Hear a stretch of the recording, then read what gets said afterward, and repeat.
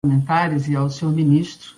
Em primeiro lugar, dizer, o tempo é muito curto, primeiro dizer que nós estamos no mesmo planeta e no mesmo país.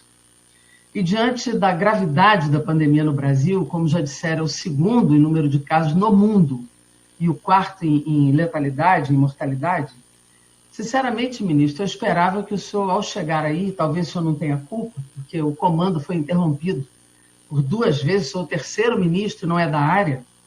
Primeiro, eu esperava que o senhor chegasse aí, ao invés de generosamente até tentar explicar o que é uma UTI, o que é uma UI, o que é um respirador, que o senhor dissesse qual é a curva esperada do Ministério, quer dizer, qual é a perspectiva da pandemia, em que momento, de fato, essa curva é esperada para o país, qual é o grau qual é a gravidade, porque nada melhor para se enfrentar um problema do que reconhecer os limites e reconhecer os problemas que nós estamos enfrentando. Segundo, qual é, de fato, os limites para esse enfrentamento e o que o senhor precisa do Congresso Nacional para enfrentá-lo, né? Então, essa é a primeira questão e isso eu não vi. Eu não vi, tecnicamente, essa informação. Segundo, ministro, o senhor conhece a decisão liminar do ministro Alexandre de Moraes, que foi uma decisão sobre a DPF, do PCdoB, do PSOL e da Rede, que obriga o Ministério a recolocar os dados como vinham sendo colocados até o dia 4, quando saiu tudo do ar. Até porque o senhor reconhece que ainda tem 48 horas para recolocar os dados no ar. Então é preciso que o senhor conheça e eu pergunto se o senhor vai cumprir. Isso é uma decisão do Supremo Tribunal Federal. Terceiro, se o senhor sabe que o que o Congresso aprovou de colocar 60 bilhões para os estados, dentro desses 10 bilhões para a saúde, que até agora nenhum centavo foi para os estados. Não foi. Esse dinheiro ainda não chegou lá. Se o senhor sabe, até porque houve uma ofensa inaceitável aos estados e municípios de que eles estavam supervalorizando os dados para receber mais dinheiro. O senhor conhece que esse dinheiro ainda não chegou. E quarto, diante da situação de muitos estados ainda estarem em curva ascendente, inclusive o Nordeste, contradizendo o que o senhor disse, ainda tem no seu mapa Ceará, Maranhão e Pará com altíssimo número de casos, se o senhor, reconhecendo a gravidade de Rio e São Paulo, se o senhor concorda que deve ser mantido o isolamento social, né? Se essa é uma posição clara do Ministério. E no Rio de Janeiro, em particular, por que até agora os hospitais federais, que têm aqui 1.400 leitos, ainda não entraram em funcionamento por falta de contratação de pessoal, que isso é uma responsabilidade do Ministério, para atender a pandemia? Por que isso ainda não foi feito para atender as pessoas, ao invés da gente olhar a tentativa de colocar o hospital de campanha para funcionar? E, por último, em que se baseia, por fim, o protocolo de cloroquina, até como atendimento prévio, na medida, inclusive, que hoje não é só a síndrome de angústia respiratória, hoje as doenças já é conhecida como síndrome de deficiência múltipla de órgãos. Não é só a questão respiratória que caracteriza a Covid-19. Jandira, ele vai te responder agora. Não é isso não. Apenas a deputada Carmen fez uma correção sobre os valores. Eu não estava falando dos 5 bilhões, eu falei... Dos 10 bilhões, eu vou falar agora. 39, falei do PLP 39, dos 48,5 bilhões que foi dito que foi repassado aos estados, e ainda não foi. O PLP foi aprovado 5 de maio, a medida provisória só saiu 4 de junho agora, e nenhum centavo foi para os estados. E isso é verdadeiro, não estou contrapondo os 5 bilhões lá do início de março. Tá? Só isso. Vamos lá, ministro. Bem, eu tenho uma filha, viu, Jandira, que ela é chegada nessa área aí do Rio de Janeiro. Eu não poderia deixar de dizer que ela vai me ouvir, que então ela é, digamos, chegada na tua área. Ela é de esquerda, isso que você quer dizer, né? Mais ou menos. Então, deixar registrado, general. Não, tem 12 anos, pode fazer o que ela quiser. Mas ela me bate bastante. Então, mas eu sou totalmente pragmático com relação aos alinhamentos e desalinhamentos políticos. Não poderia ser diferente. Eu sirvo ao Brasil, sirvo aos senhores como um todo.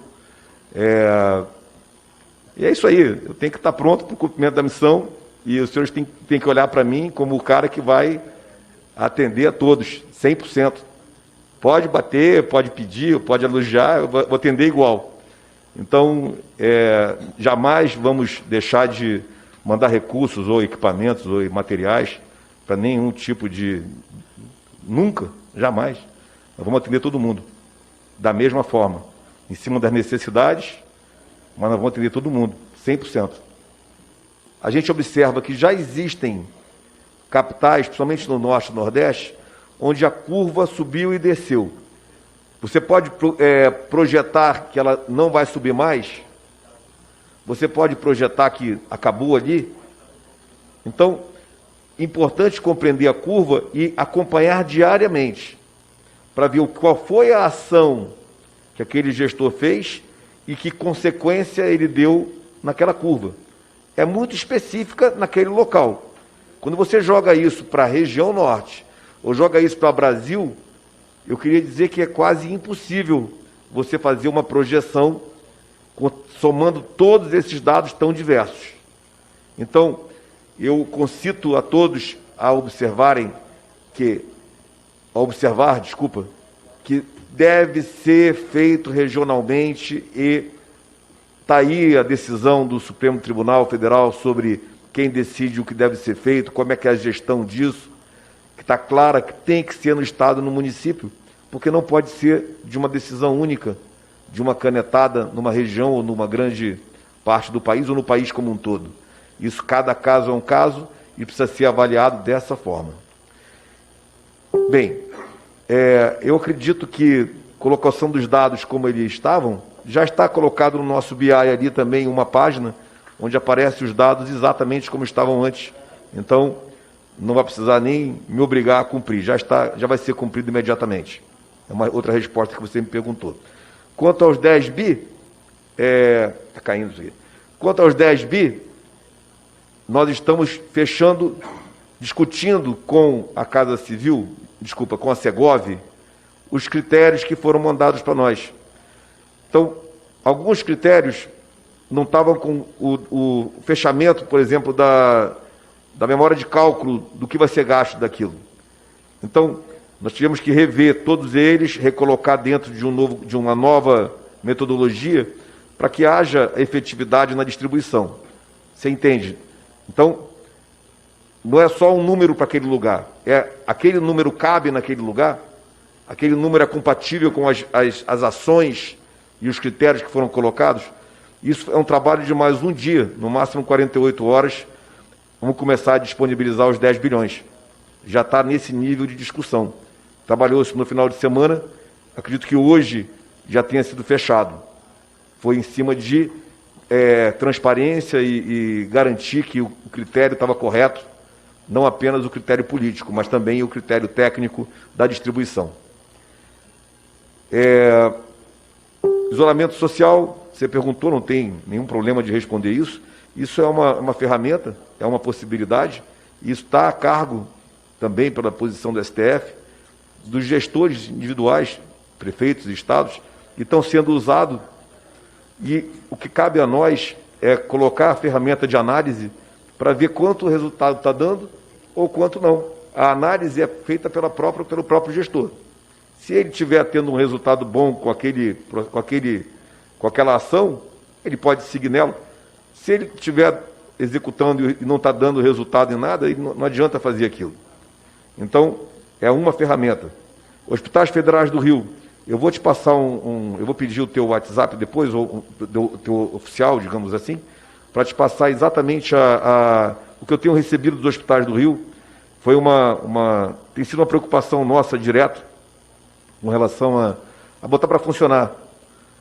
Então a gente mandou material, a gente mandou APIs, a gente está trabalhando com a contratação de pessoal, e pelo que eu tenho recebido de feedback, tem vários leitos que foram efetivamente abertos, já deveriam estar, né? Já foram efetivamente, foi o que eu tenho, eu vou te passar o WhatsApp, só para poder conferir. Aceito tréplica depois pelo próprio WhatsApp, que a gente pode... Isso me interessa, essa tua observação muito, não precisa dizer porquê, né? É óbvio. Então me interessa, eu quero aproveitar a tua observação aí. Quanto à parte de cloroquina, também não tem por que não falar, a nossa orientação ainda foi a mais suave possível, e ela visava cobrir duas linhas. cobrir o SUS que já usava e não tinha nenhuma orientação sobre isso, qual era a dose ideal, onde podia usar ou não, qual era o mínimo necessário de orientações sobre isso. De um lado, cobria quem já estava usando como médico do SUS, que